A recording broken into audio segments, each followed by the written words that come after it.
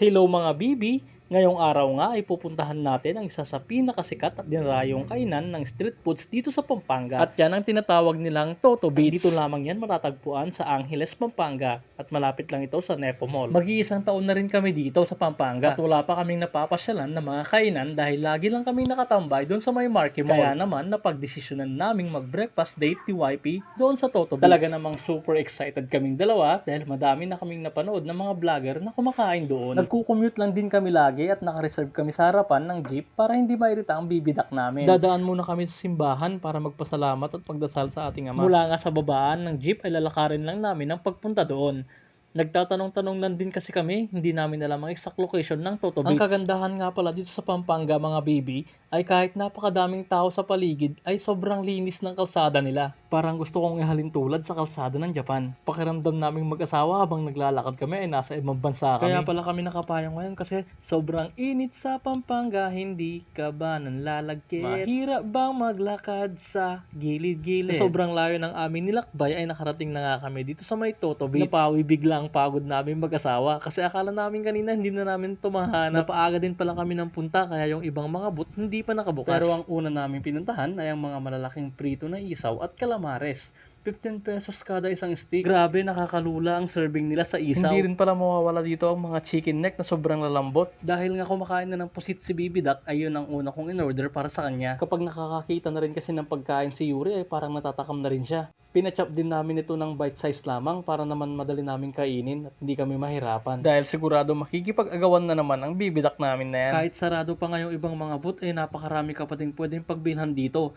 Halos lahat na ng mga street foods na makikita at alam ninyo ay nandito na. Hindi nga kami nagkamali ni Mrs. na puntahan ng lugar na ito. O ayan, ready na ang calamares, isaw at balon-balunan. At syempre, ang first bite ay ang aming munting supling. Dahil pagod at excited na kami, tara mga bibi, tikman na natin. Pero syempre, pinauna ko munang kumain ng aking mag-ina. At makikita nyo nga dyan sa video na nagustuhan ng asawa ko ang lasa ng calamares. Parehas sila ni Yuri na sumasayaw kapag nagustuhan nila ang pagkain. The moment of truth. Tikman na rin natin mga bibi. Hindi ko pala yan nilagyan ng sauce o suka ang kinakain ko para malasahan ko ng maigi yung calamares at isaw. Totoo nga, sobrang lambot at malinamnam ang mga binebenta nila dito. Kaya pag nakikrave kayo ng street foods ay pumunta lamang kayo dito sa Toto Beats. Siguradong hindi kayo magsisisi. Panigurado kapag natikman nyo ang mga tinda nila ay babalik at babalik kayo dito sa lugar na to. Natatakam pa nga daw si Mrs. habang pinapanood niya yung video niya ngayon. Dahil hindi niya matanggap na hindi siya nakapag-take out dahil nakalimutan niya. Sa sobrang kabusugan ay hindi niya na naalala. Nawala nga rin sa isip namin na may kasama rin pala kaming bata. Siyempre hindi rin magpapahuli ang paborito ng bayan,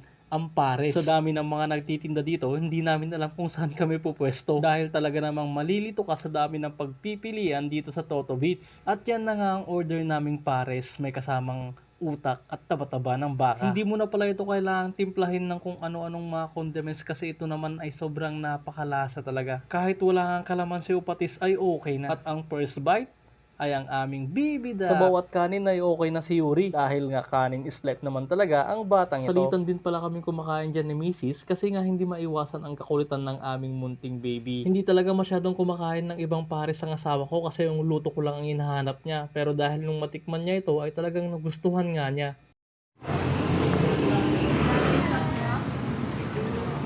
Video na.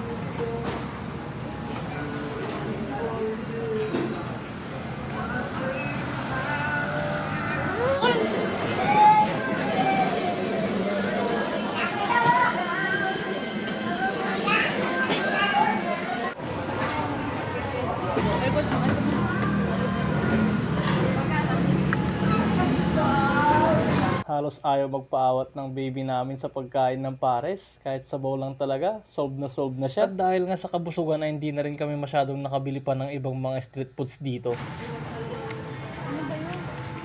Magkano sa kanto niyo, kuya? Sige po, 20. Tapos dito po. Isa lang.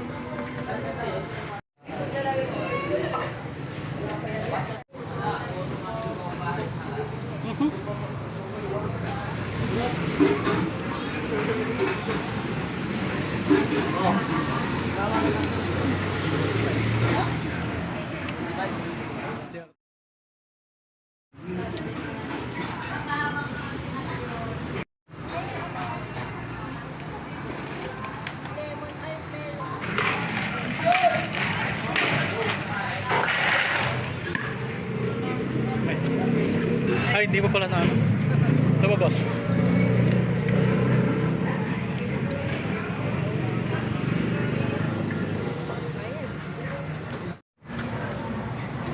Sure ka?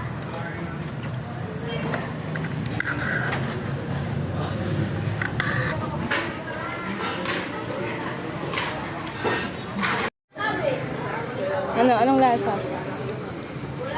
Wala. Bye-bye. Yuri.